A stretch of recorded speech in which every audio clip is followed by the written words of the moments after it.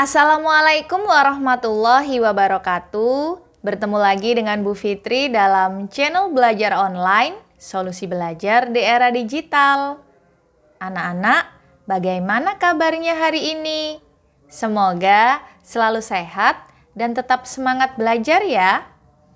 Kali ini, Bu Fitri akan menyampaikan materi baru di kelas 9, Kurikulum Merdeka, yaitu materi bab ketiga yang berjudul Teks Rekon, bagian pertama. Kalau begitu, langsung saja kita mulai materinya.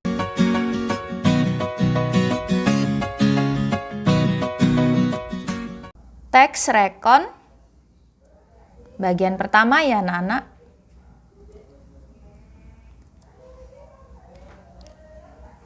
Seperti biasa, ada tujuan pembelajaran yang harus kalian ketahui pada materi kali ini adalah yang pertama, siswa dapat memahami informasi dalam teks rekon. Kedua, siswa dapat membedakan fakta, opini, dan asumsi dalam teks rekon. Yang ketiga, siswa dapat mengelaborasi teks rekon dalam diskusi.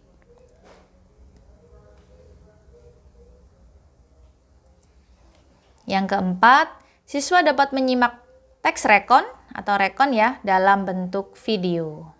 Nah, bisa ya anak-anak? Kita bahas satu persatu. Kita harus kenalan dulu dengan teks rekon ya. Karena teks rekon ini dari kelas 7, 8, kalian tidak pernah bertemu dengan teks rekon. Kira-kira apa ya teks rekon? Apa yang dimaksud dengan teks rekon? Oke. Kita bahas kata kuncinya dulu. Teks rekon adalah teks cerita ulang. Yang namanya cerita ulang berarti cerita ini sudah terjadi di masa lalu atau masa lampau. Artinya adalah teks rekon, teks yang berisi peristiwa atau pengalaman masa lalu yang berupa fakta atau kejadian nyata dengan tujuan memberikan informasi atau hiburan. Ya, jadi sebuah peristiwa atau pengalaman masa lalu, jadi sudah berlalu ya anak-anak, sudah berlalu, tapi dia harus berupa fakta atau kejadian nyata ya, memang benar terjadi dengan tujuan memberikan informasi kepada kita yang di masa sekarang atau hanya sekadar sebagai hiburan. Nah, kata kuncinya teks rekon adalah teks cerita ulang. Paham ya anak-anak?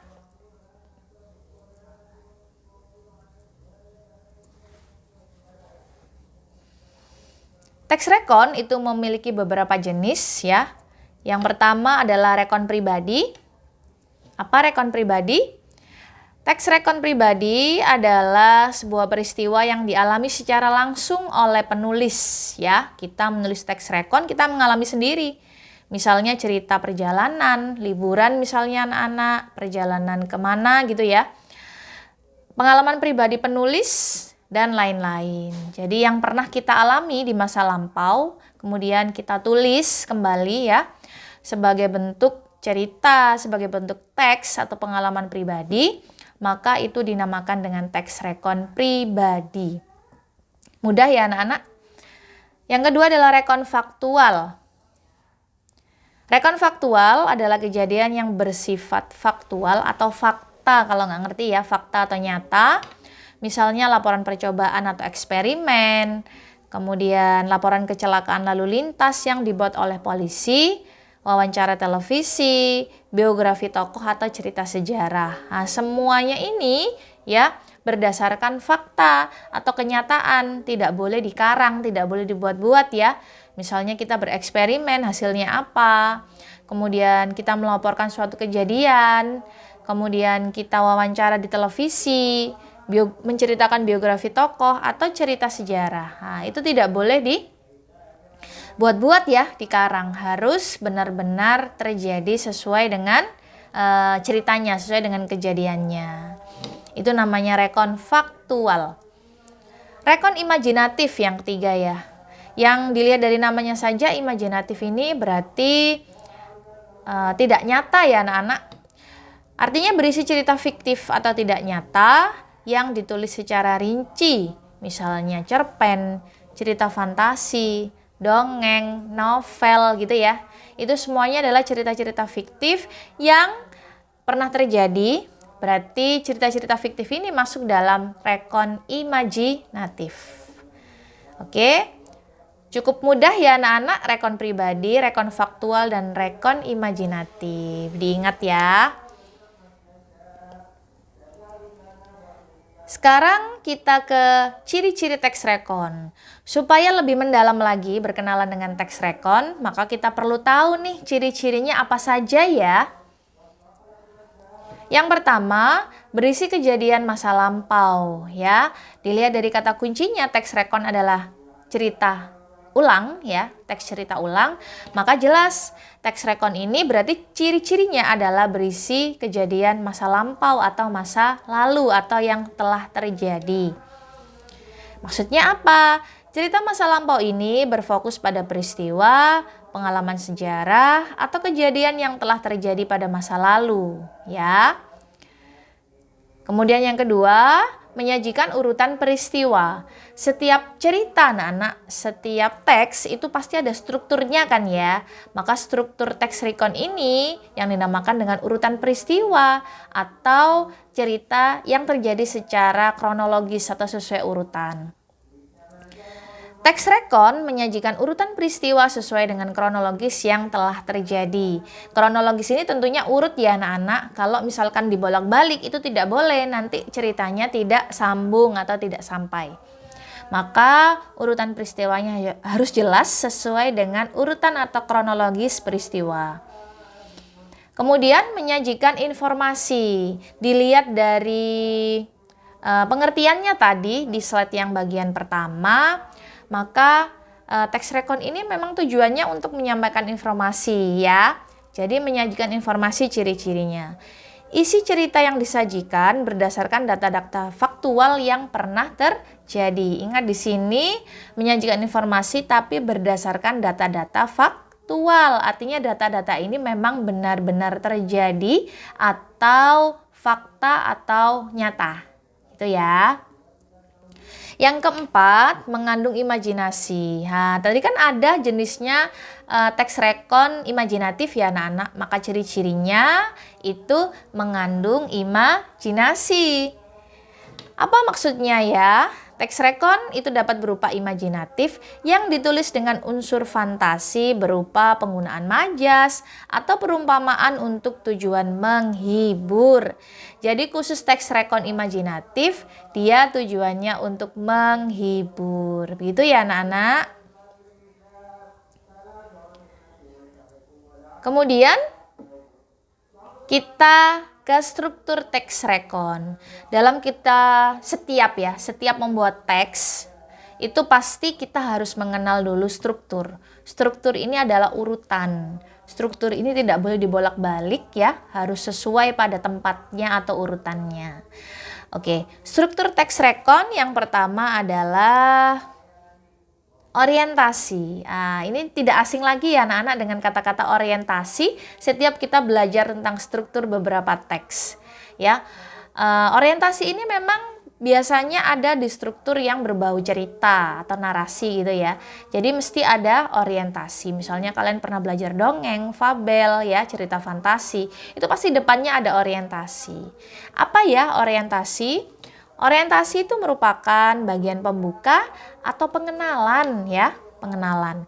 Pada bagian ini biasanya penulis memaparkan gambaran umum dari cerita yang akan ditulis. Gambaran umum dari cerita yang akan ditulis. Jadi kenalan nih, biasanya yang dikenalkan adalah nama tokoh, kemudian latar ya. Latarnya bisa ada waktu, suasana, ya, tempat, dan biasanya dikenalkan juga wataknya. Itu biasanya ada di orientasi. Intinya sekadar pengenalan gitu ya. Kemudian yang kedua, ada struktur urutan peristiwa. Karena ini tadi cirinya adalah kronologis ya, salah satunya ciri teks rekon itu adalah kronologis, maka di strukturnya juga ada urutan peristiwa. Nah, urutan peristiwa ini adalah rekaman peristiwa yang telah terjadi yang disampaikan secara kronologis atau berurutan. Ini adalah bagian inti teks rekon ya. Ini tolong ketika membuat teks rekon pada bagian ini benar-benar detail ya anak-anak, benar-benar diamati. Jangan sampai strukturnya ini tidak ada kronologisnya. Harus ada kronologisnya secara urut karena ini bagian yang paling inti dari teks rekon. Ceritakan dari awal, tengah hingga akhir. Kemudian yang ketiga adalah reorientasi. Loh kok mirip ya Bu dengan yang pertama? Ada reorientasi itu berarti ada pengulangan ya anak-anak, yang namanya sama dengan rekon. Re itu juga ada pengulangan ya. Setiap kalian mendengar itu pasti definisinya atau artinya pasti ada ulang gitu ya. Reorientasi adalah pembahasan ulang. Pembahasan ulang peristiwa disertai dengan komentar penulis. Jadi apa yang ada dalam teks rekon, contohnya misalnya di urutan peristiwa ya, di bagian struktur yang kedua, itu kalian ulang. Pembahasan ulang tapi secara intinya saja, secara garis besarnya. Ya untuk kalian bahas di reorientasi, tapi disertai dengan komentar kalian sebagai penulis. Jadi apa komentar kalian terhadap cerita ulang atau teks rekon yang sudah kalian buat atau kalian ceritakan. Pembahasan ulang peristiwa disertai dengan komentar penulis ya. Komentar itu banyak anak-anak, bisa berupa respon itu banyak juga, ada berupa saran, kritik, kemudian pendapat ya, komentar, banyak sekali ya. Jadi silakan berkomentar di situ. Bagian ini bersifat pilihan loh anak-anak, boleh ditiadakan. Tapi alangkah baiknya supaya teks rekonnya lebih lengkap ya, lebih baik, maka diusahakan ada reorientasi supaya teksnya ini lebih jelas, lebih menarik juga ya. Seperti itu.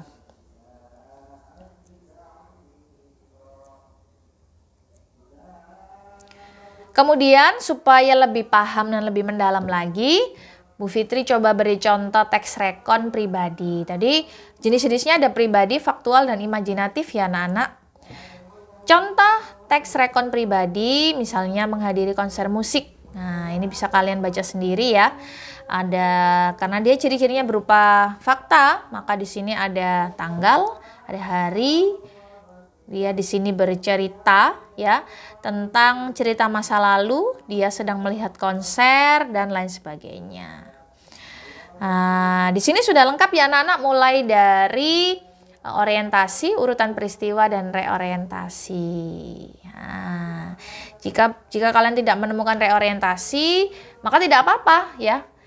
Karena reorientasi ini sifatnya opsional atau pilihan, jadi boleh ada, boleh tidak. Silakan kalian pause, kalian bisa membaca sendiri. Kemudian contoh teks rekon faktual. Nah ini teks rekon faktual ya anak-anak. Teks rekon faktual itu berupa peristiwa yang nyata. Nah, ini dia cerita, boleh tentang biografi ya, karena biografi itu sesuatu yang memang benar-benar terjadi. Biografi itu perjalanan hidup seseorang. Dan itu nggak mungkin perjalanan hidup seseorang itu dikarang gitu ya. Tidak boleh, tidak bisa. Maka teks rekon biografi atau teks biografi ini termasuk dalam teks rekon faktual. Ini biografinya Mark Elliot Zuckerberg ya. Ia adalah seorang pemuda kebangsaan Amerika, dikenal sebagai CEO dan pendiri satu di antara media sosial terpopuler yaitu Facebook. Nah, ia lahir di bla bla bla bla. Kalian bisa baca sendiri juga.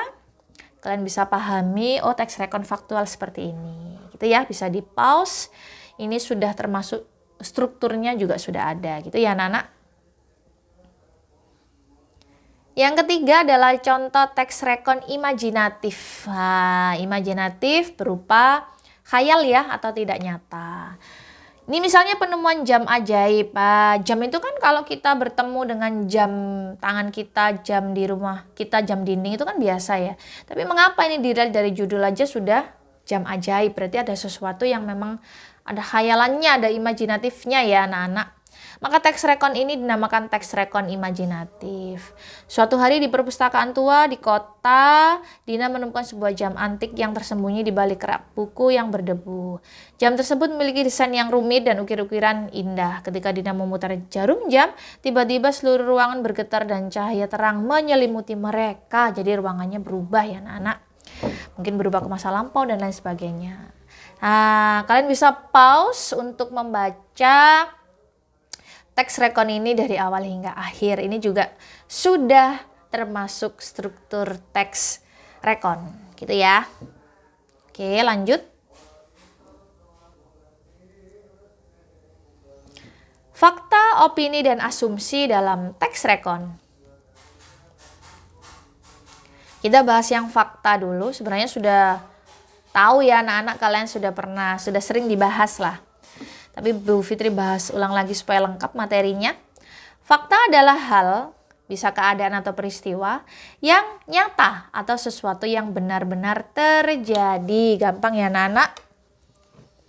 Ciri-ciri fakta kita harus tahu. Pertama, peristiwa atau kenyataan yang benar-benar sedang atau telah terjadi. Sedang itu juga termasuk dalam fakta ya anak-anak, karena dilalui, saat ini dilalui.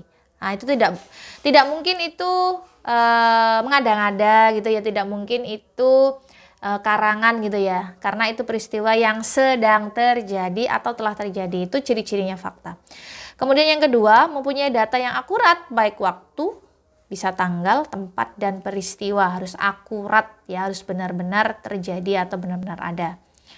Kemudian data diperoleh dari sumber yang dapat dipercaya. Jika hanya gosip, jika itu belum tentu terjadi atau masih mungkin atau kira-kira, berarti dia tidak termasuk ke dalam fakta. Gitu ya anak-anak. Cukup jelas? Kemudian dapat dibuktikan kebenarannya. Misalnya kalian menulis teks rekon tentang suatu kejadian. Itu ada buktinya. Misalnya mengapa kalian mengalami jatuh di kaki kalian masuk ke dalam selokan misalnya. Nah, itu ada alasannya. Oh, karena saya misalnya dikejar anjing misalnya. Saya dikejar orang yang tidak dikenal. Misalnya saya tidak melihat karena saya fokus ke handphone. Nah, itu harus ada buktinya. Jadi dapat dibuktikan kebenarannya. Itu adalah ciri-ciri fakta. Kita masuk ke opini. Opini kata kuncinya adalah pendapat ya anak-anak. Nama lainnya adalah pendapat. Opini adalah pendapat, pikiran, atau pendirian. Dalam teks, opini berupa pendapat pribadi atau pendirian penulisnya. Pendapat pribadi penulisnya. Berupa pendapat pribadi penulisnya atau pendirian penulisnya. Jadi kalau kalian jadi penulis teks rekon, berarti kalian harus mengeluarkan pendapat kalian. Ya, mengeluarkan pendapat kalian. Pendapat ini dikeluarkannya pada struktur yang apa anak-anak tadi? Yang terakhir atau di yang ketiga atau reorientasi. Jadi opini ini bisa kalian keluarkan atau kalian komentarkan pada struktur yang ketiga, yaitu bagian reorientasi. Oleh karena itu opini dapat berubah. Karena tadi berupa pendapat ya, maka opini ini dapat berubah. Ya, karena tidak pasti kan juga. Kalian bisa menulisnya sesuai dengan perubahan ya, perubahan atau pendapat kalian sendiri.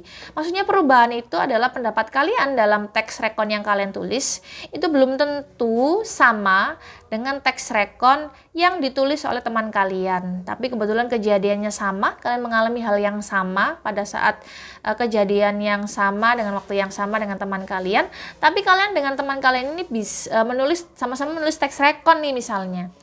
Belum tentu komentar kalian, pendapat kalian dengan komentar atau pendapat teman kalian itu sama. Itu yang namanya dapat berubah gitu ya anak-anak.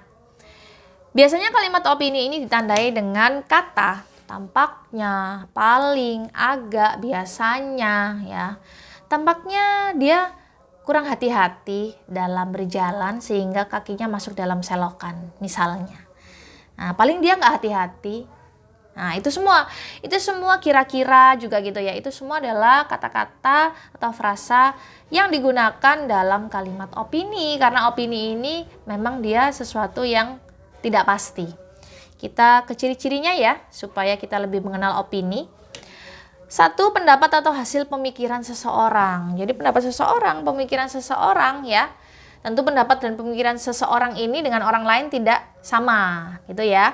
Itu yang dimaksud dengan, itu adalah salah satu ciri-ciri opini. Dua, tidak dapat dibuktikan kebenarannya. Nah, tidak dapat nih karena hanya pendapat seseorang. Jadi nggak ada bukti nggak apa-apa, karena ini hanya sebuah pendapat. Yang ketiga, kalimat yang digunakan bersifat relatif atau tidak pasti. Ya, tadi sudah dibahas ya. 4, tidak memiliki narasumber. Dia mengira-ngira saja. Apa yang dia dengar itu juga belum tentu benar. Apa yang dia lihat juga belum tentu dilihat dengan benar. Pendapatnya juga masih kira-kira, masih belum sebenarnya, masih belum dapat dibuktikan kebenarannya. Apalagi narasumber, dia tidak ada narasumber yang pasti gitu ya. Kemudian yang kelima, menggunakan kata biasanya, kira-kira, kemungkinan, bisa jadi, dan sejenisnya, kata-kata yang tidak pasti. Itu adalah ciri-ciri opini anak-anak. Asumsi. Nah, asumsi ini beda ya dengan fakta dan opini. Asumsi ini adalah keluaran baru gitu ya. Asumsi adalah dugaan. Kata kuncinya adalah dugaan, menduga-duga, mirip dengan opini tapi agak berbeda dikit gitu ya. Asumsi adalah dugaan yang diterima sebagai dasar atau landasan berpikir. Nah, ini adalah landasan berpikirnya. Tapi dia hanya dugaan sayangnya. Karena dianggap benar. Kalau dianggap benar ini kan berarti mendekati benar ya. Kalau opini kan tidak pasti benarnya. Tapi kalau asumsi ini dia mendekati benar atau dianggap benar gitu ya. Dugaan yang dibuat berdasarkan data atau fakta. Dugaan tapi dibuatnya berdasarkan fakta dan data. Berarti kan hampir ke fakta gitu ya. Hampir ke benar gitu. Asumsi kebenarannya lebih dapat diterima daripada opini. Nah, ini lebih bisa dipercaya gitu ya. Kita lihat ciri-ciri asumsi. Yang pertama, mengandung dugaan atau perkiraan, bukan kepastian, tapi masih dalam tahap belum ke pasti ya. Masih dugaan, tapi dia mendekati ke benar. 2, menggunakan kata-kata seperti seandainya, kemungkinan, mungkin, atau diperkirakan. Mirip dengan opini, tapi mirip juga dengan fakta. 3, tidak didukung oleh bukti kuat, melainkan hanya berdasarkan spekulasi atau informasi yang belum lengkap. 4, sering muncul dalam konteks spekulasi atau ketika informasi yang ada belum cukup jelas untuk membuat simpulan yang pasti. Nah, tapi asumsi ini kelebihannya dia dibuat berdasarkan data atau fakta. Tapi data atau fakta ini tidak 100% pasti.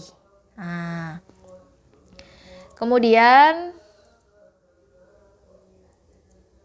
contoh kalimat fakta. Air mendidih pada suhu 100 derajat Celcius di tekanan atmosfer normal. Air mendidih pada suhu 100 derajat Celcius di tekanan atmosfer normal. Ada bukti yaitu angka ya anak-anak.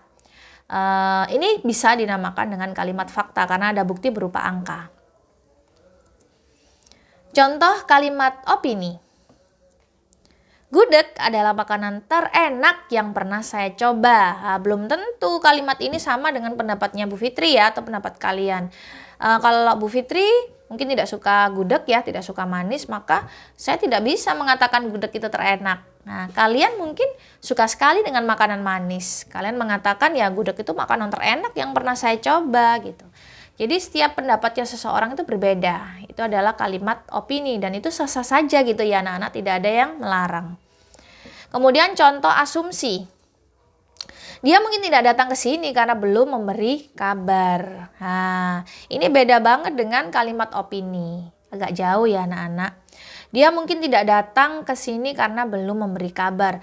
Ini merupakan tidak mungkin juga tidak pasti karena dia mungkin tidak datang ke sini. Tapi ada fakta yang menyertai. Faktanya apa? Buktinya apa? Kan dia belum memberi kabar. Kan sudah jelas dia belum memberi kabar. Ya mungkin dia nggak datang. Nah, tapi kalau dia tiba-tiba datang, ya itu kan hanya asumsi yang mendekati kebenaran. Karena kenyataannya dia sampai sekarang belum memberi kabar, mungkin dia tidak datang. Nah, itu adalah bedanya asumsi, opini, dan fakta. Jika kalian belum paham, kalian bisa pause video ini atau berkomentar ya anak-anak di kolom komentar. Oke.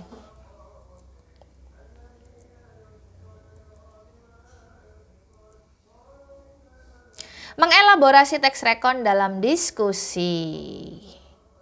Kita coba mengelaborasi anak-anak diskusi.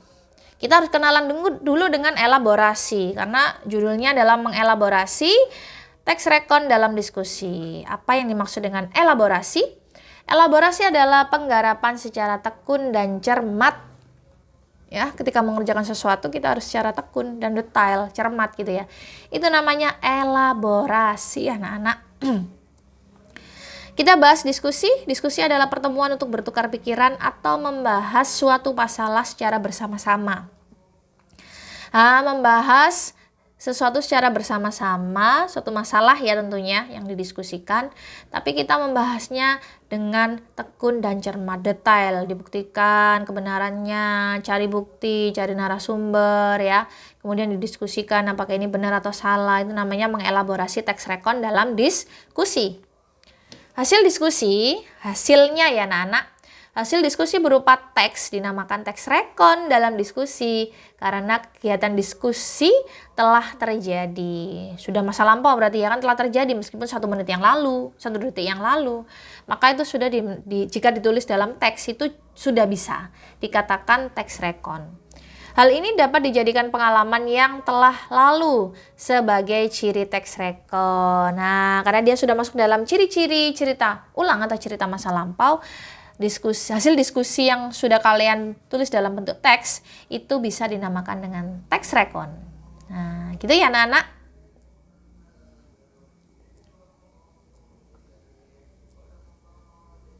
Menyimak rekon dalam bentuk video.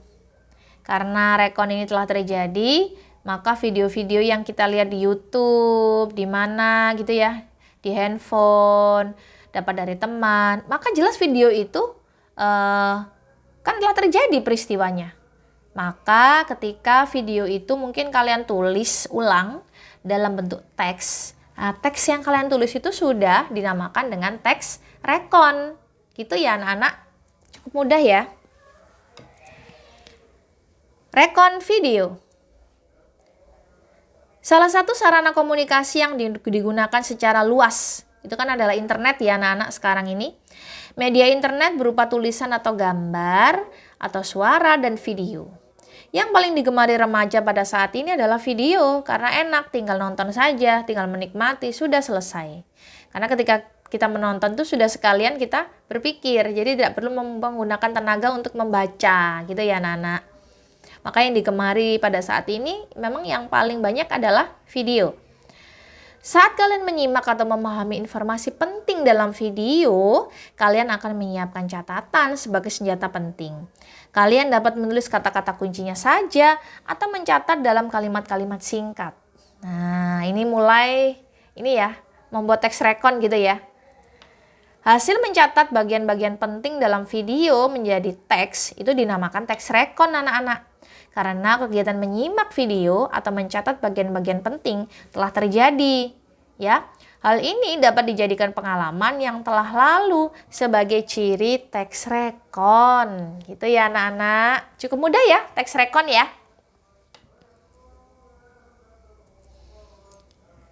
Terima kasih anak-anak sudah mendengarkan penjelasan materi teks rekon dari Bu Fitri ya. Semoga bermanfaat.